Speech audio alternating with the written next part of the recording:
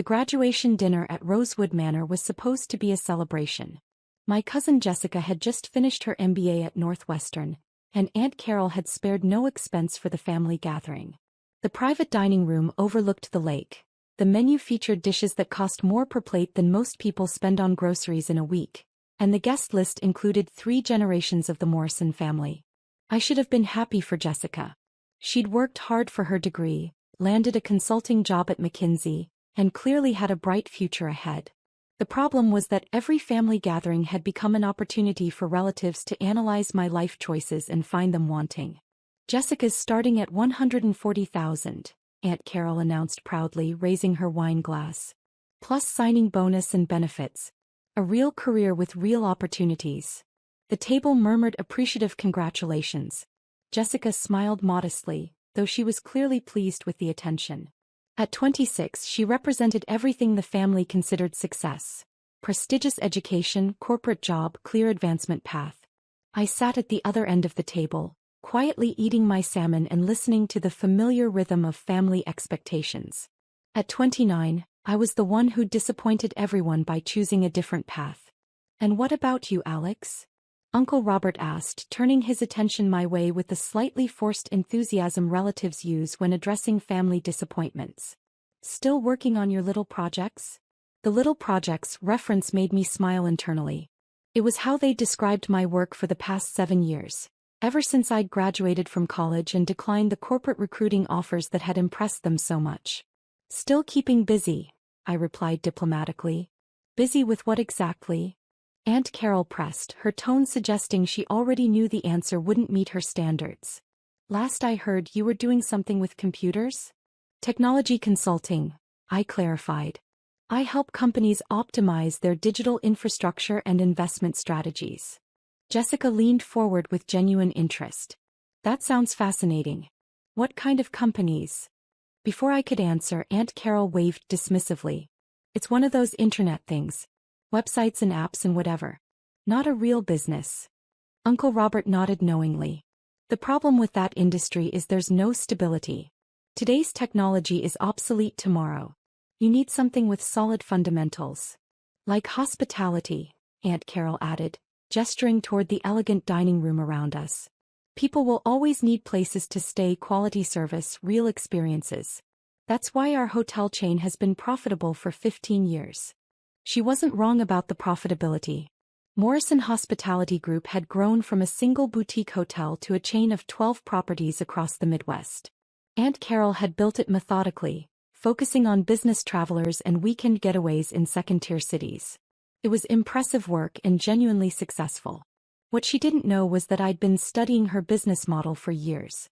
Not out of family loyalty, but because Morrison Hospitality represented exactly the kind of traditional industry that technology disruption could transform.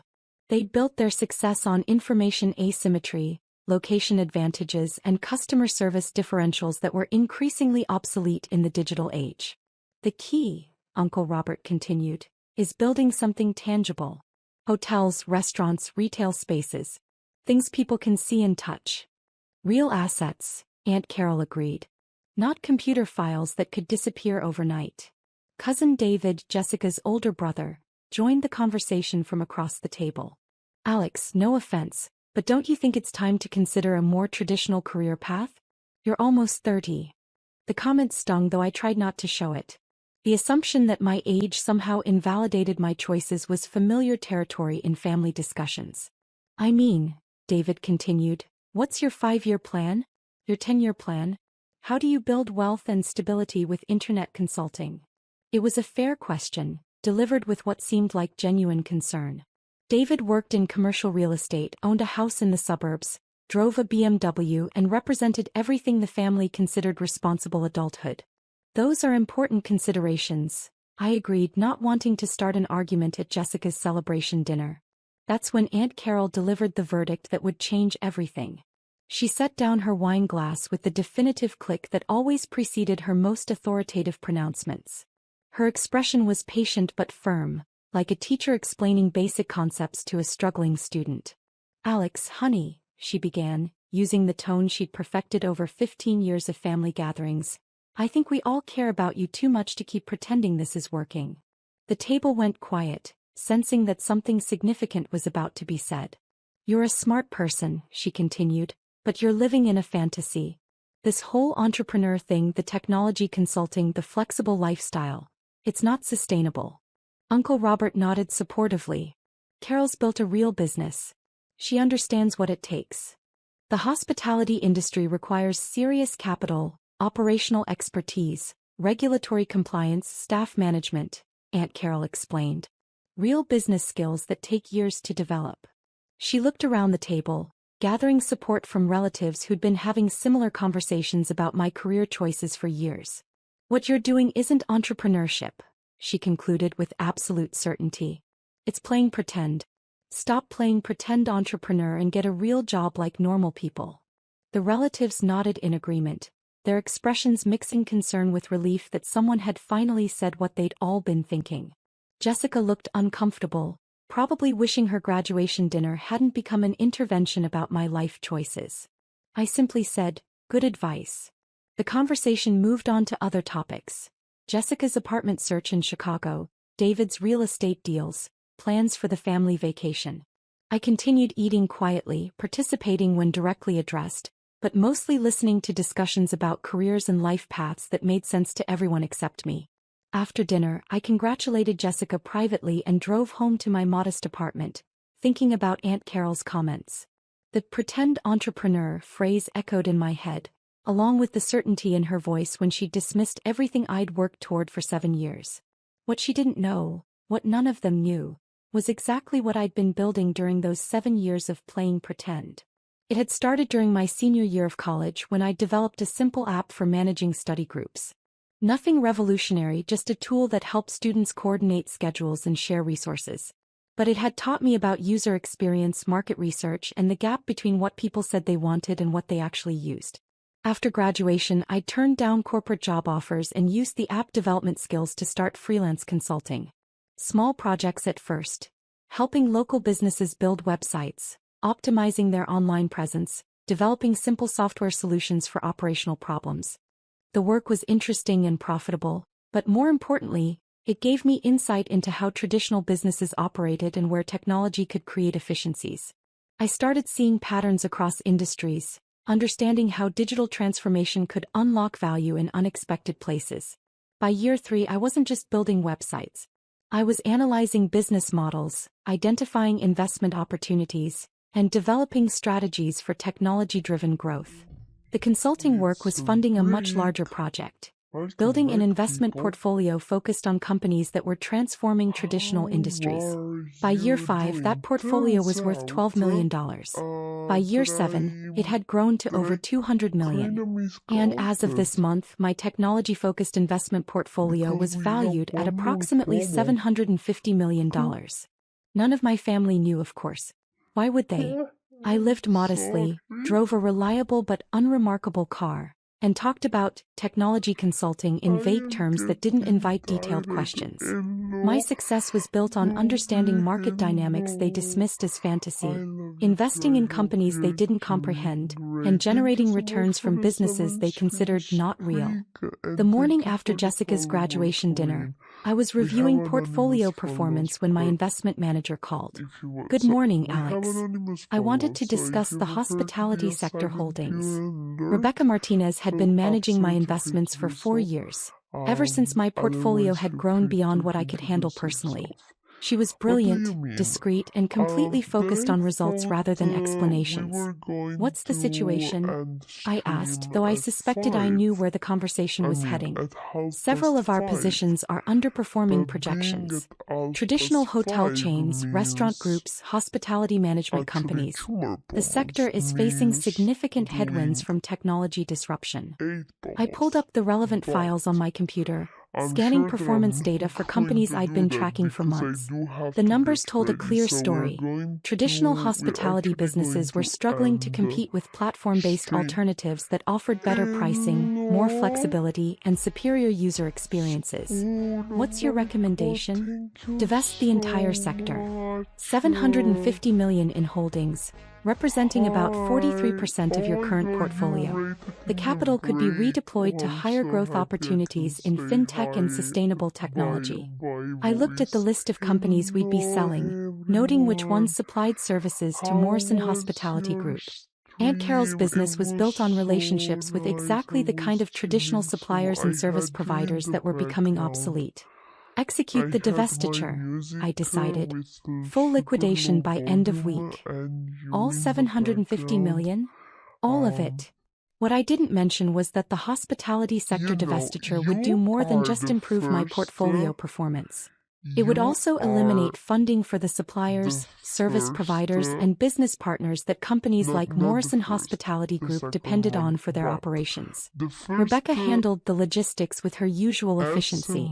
By Wednesday, every hospitality-related holding in my portfolio had been sold. $750 million moved from traditional hotel and restaurant companies to technology investments that were generating 20 to 30% annual returns. The market reaction was immediate. Thursday morning, Aunt Carol called me for the first time in months. Alex, I need to ask you something strange. Her voice was tight with stress I'd never heard before. Do you know anything about investment funds or institutional investors? Some, I replied carefully. Why? Our suppliers are having problems. The linen service company, the food distributor, the maintenance contractors, they're all saying they've lost major funding and might have to reduce operations or raise prices.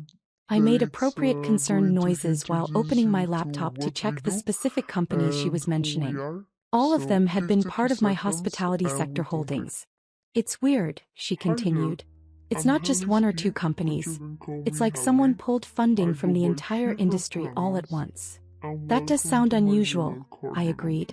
Morrison Hospitality depends on these relationships. If our operating costs increase by 20 or 30% because suppliers are struggling. She didn't finish the sentence, but I understood the implication. Her profit margins would disappear. Friday afternoon, the situation escalated. Alex. Aunt Carol's voice was barely controlled panic. I need help. Professional help. Do you know anyone in finance or business consulting? What's happening? Our bank called. They're reviewing our credit lines because they're concerned about hospitality sector stability. 3 of our major suppliers have declared bankruptcy. Our insurance company is raising premiums. It's like the entire industry is collapsing. He was right, of course. When institutional investors withdraw $750 million from a sector, the ripple effects can be devastating. Companies that depended on that funding for operations suddenly couldn't meet payroll, fulfill contracts, or maintain service levels. Is there anything I can do to help? I asked. I don't know. Maybe. You said you do technology consulting. Do you understand financial systems? Investment analysis? Business restructuring? It was an opening I'd been waiting 7 years to receive. I have some experience with those areas, I said. Would you like me to take a look at Morrison Hospitality's situation? Could you?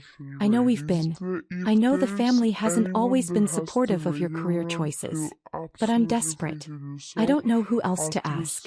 Sunday afternoon, I met Aunt Carol at her corporate office for the first time since I'd been a college student. The Morrison Hospitality Group headquarters was modest but professional, a reflection of her practical approach to business development. She'd prepared comprehensive financial statements, operational reports, and strategic analyses that demonstrated both her business competence and the seriousness of her current crisis. Morrison Hospitality was genuinely successful, but it was also completely dependent on industry relationships that were dissolving in real time. The numbers look solid, I told her after reviewing everything. But you're right about the sector-wide problems. Someone did pull major funding from hospitality investments this week. Do you know who? I considered how to answer that question honestly. I have some insight into the institutional investment patterns that caused this disruption. Could you help us navigate it? Maybe find alternative suppliers, restructure our service contracts, identify new funding sources. Possibly, but it would require significant strategic changes.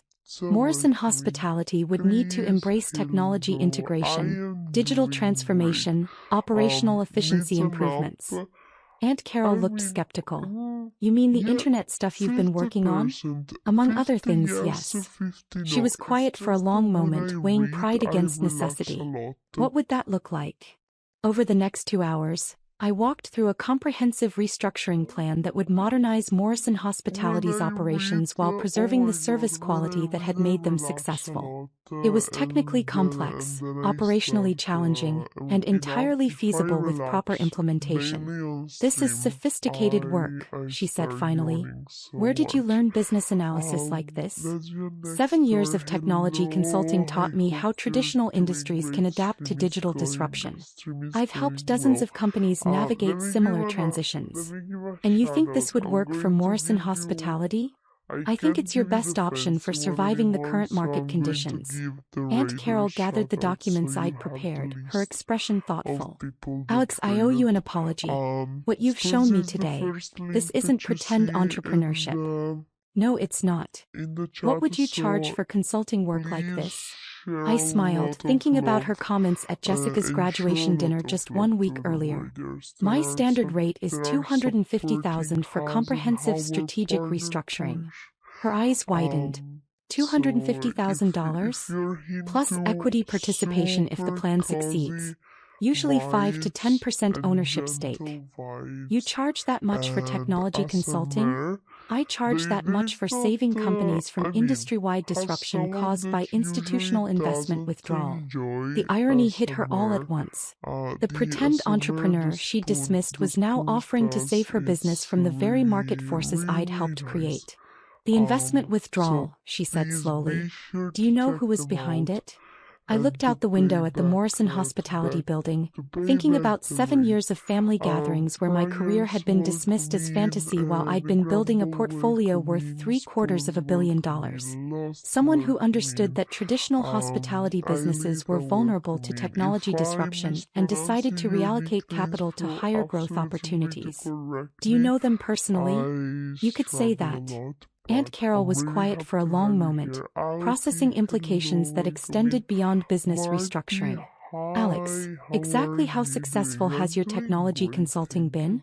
Successful enough to fund That's sweet. strategic investments in multiple I'm sectors while really maintaining a happy primary portfolio value of approximately $750 million. an dollars. The ASMR silence in that room was content complete. that 750 I like. million? Oh look, As of I'm a Friday's raider. market close. And you're offering to help Morrison Hospitality survive a I crisis actually had that your investments, that my your investment strategy page inadvertently open, so created, I yes. am a Aunt raider. Carol looked at the strategic analysis I'd prepared, As then I back at me. usually Why? open It was a money, fair question. welcome back. Why I would I hope help fix a you're problem I'd doing caused? great. Why would I offer So consulting yeah, services to awesome. save a Thank business you so owned by much for the someone who'd follow. spent So, years dismissing my if you'd career like as to stay pretend? here, we Because do Morrison have Hospitality is a good one company that more deserves to promo. survive industry I can changes. think And because your so. We do family, have even when more you don't 50 understand minutes. what I Then do for a I have living. to leave. She was quiet for another I moment. can think What it happens if we depends don't implement how these I'm going changes? to feel. Honestly, Um, Morrison Hospitality will probably fail within 6 months. The supplier disruptions, I don't increased know. costs, I and wanted credit to say challenges will something, eventually but then overcome I'm your scared operational efficiency. to And if we do implement them, you'll be better positioned for long-term growth than you've word ever been. back. So for Technology now we integration have done right doesn't one eliminate more the promo, and hospitality then we're going experience. to wrap It up because enhances I it. have Aunt Carol gathered her papers with sort movements of that seemed work automatic, her tonight, mind clearly and working I through have a calculations that went big beyond financial long travel projections. to do, and The then I family have dinner 3 hours last week, of she this. said finally. So Yes. yeah, it's I told you to amazing to stop get playing Raider pretend into entrepreneur your and home get a real screen. No, job. for You real. I did. mean, While you were sitting I there have to controlling say that I'm 3/4 a of $1 billion lurker, in investment and capital. at the That's moment I have correct. a lot of She laughed people, suddenly, a sound partner that mixed pushing, embarrassment with so genuine I admiration. am No wonder you just lurking said good in advice and didn't not a argue. lot of There stream. didn't I seem to be actually much had point in arguing. How long have at you the been? moment I How have long have you 2 had this tabs kind of open. money? The portfolio reached 100 But million about 3 years it's ago. common It's for grown me to considerably be since then. in And you my never mentioned friend's it because stream, and I then they considered the raid question and that had like, been oh, implicit in every hey, family I'm gathering a for 7 raider. years. Because every time I I've tried was to discuss my focusing. work, Someone has explained that what I do isn't real business. It seemed easier to let everyone assume I was struggling with internet consulting than to prove I wasn't. Aunt Carol shook her head slowly. We've been giving career advice to someone who's more successful than all of us combined. Success takes different forms. Apparently. Walking to the parking garage, I reflected on the week that had transformed everything. 7 days ago, I'd been the family disappointment who needed to stop playing pretend entrepreneur. Today, I was the strategic consultant offering to save a business from market forces I controlled. The offer was genuine. Morrison Hospitality was well-run and deserved to survive. More importantly, helping them adapt to technology disruption would demonstrate something I'd never been able to explain in words. That real entrepreneurship wasn't about choosing between traditional business and digital innovation. It was about understanding how both could work together. My phone buzzed with a text from Rebecca. New investment opportunities identified in sustainable hospitality platforms. Should we deploy the liquidity from this week's divestiture? I smiled, typing back. Let's discuss Monday. I might have a more interesting opportunity developing. Sometimes the best investment strategy was patience. Sometimes, it was knowing when market disruption created opportunities for everyone willing to adapt. And sometimes, it was simply proving that pretend entrepreneurs could build very real businesses indeed.